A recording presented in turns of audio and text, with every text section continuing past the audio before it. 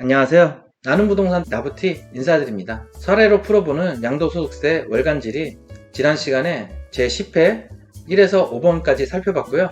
이번 시간엔 6번부터 10번까지 살펴보도록 하겠습니다. 제6번은 주택 취득 전에 임대차 계약을 체결한 경우 직전 임대차 계약에 해당하나요? 이 주택을 매수했는데 이제 취득 전에 미리 임차인 임대차 계약을 맺었던 거죠. 20년 6월에 A주택을 매매 계약을 하고 20년 7월에 A주택 임대차 계약을 먼저 작성했습니다. 그리고 20년 6월에 A주택 매매 계약을 체결하고요. 20년 7월에 A주택에 있는 임대차 계약을 체결을 했죠. 잔금 전에 체결을 한 거죠. 20년 9월에 A주택을 취득하고 임대를 개시했습니다.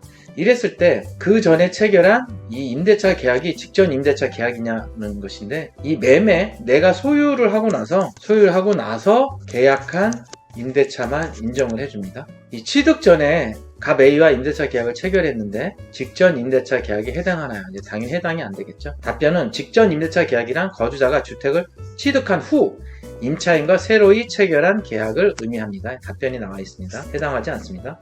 이 해석 사례 1번, 2번, 3번, 4번이 있는데요. 1번에 보시면 주택 매매 계약 체결한 후 임대차 계약을 체결한 경우로서 주택 취득일 이후 임대기간이 개시되더라도 임대인이 주택 취득 전에 임차인과 작성한 임대차 계약은 직전 임대차 계약에 해당하지 않습니다. 해당하지 않는다는 것은 인정이 안 되니까 혜택을 받을 수 없겠죠. 이 질의와 답변 읽어보시면 됩니다. 이 7번은 임차인이 조기 퇴거해서 실제 임대기간이 2년 미만인 경우 의무 임대기간 판정 방법은 2년을 거주해야 되는데 임차인이 특별한 사정으로 해서 1년 6개월만 있고 퇴거를 하는 상황입니다. 이랬을 때 2년을 채워야 혜택을 받을 수가 있는데 19년 7월에 주택을 취득하고요. 20년 7월에 임차인과 계약을 맺고 22년 7월에 갱신을 했습니다. 2년. 그런데 23년 7월에 임차인이 전출한다고 합니다. 그 A주택을 양도할 예정인데, 그러면 22년 7월에 23년 7월인 24년 7월까지 임대를 해야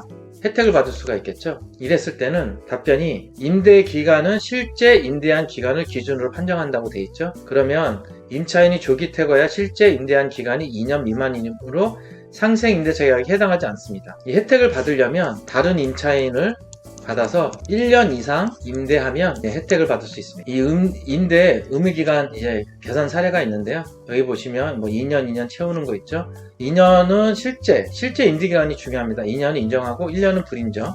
8개월도 당연히 안 되고 1년 2개월도 안 됩니다.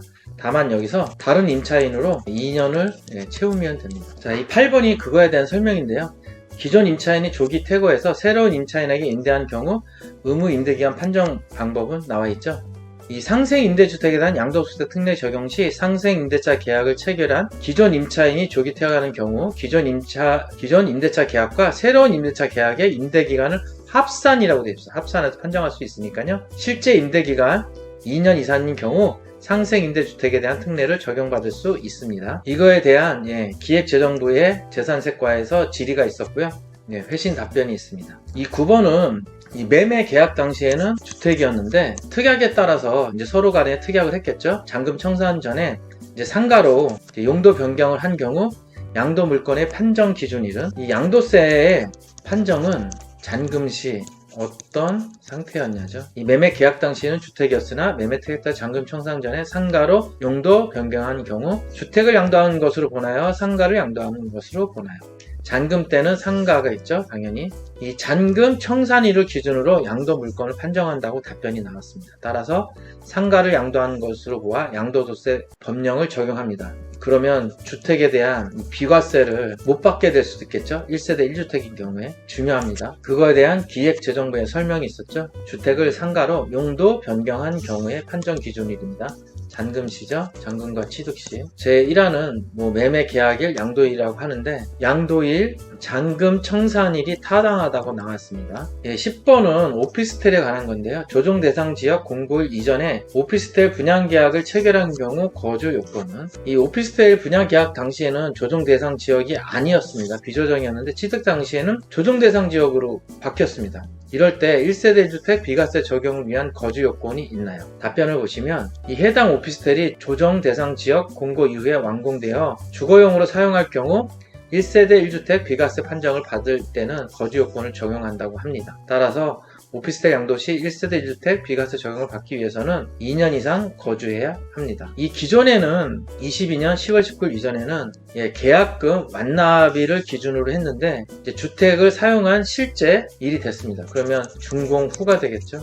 이 준공 후에 조정이었냐 비조정이었냐에 따라서 해석하게 됩니다. 이 해석 사례를 보시면 분양계약 시 비과세 거주요건 적용 여부라고 나왔죠. 이 무주택 세대가 조정 대상 지역 내 공고 이전에 오피스텔 분양계약 했으나 해당 오피스텔이 조정지역 공고 이후 완공되어 주거로 사용할 경우 거주요건 적용 여부는 거주요건을 적용한다고 합니다. 그 적용 시기는 21년 1월 1일 이후 오피스텔 분양권 취득분부터 적용이냐, 예규 생산일 이후 양도분부터 적용하냐. 2번 양도분부터 적용한다고 합니다. 오피스텔 세무사님이랑 잘 알아보고 구입해야겠습니다. 오늘 이렇게 양도소득세 월간질의 제10회 6번부터 10번까지 살펴보았습니다. 다음에 또 뵙겠습니다. 감사합니다.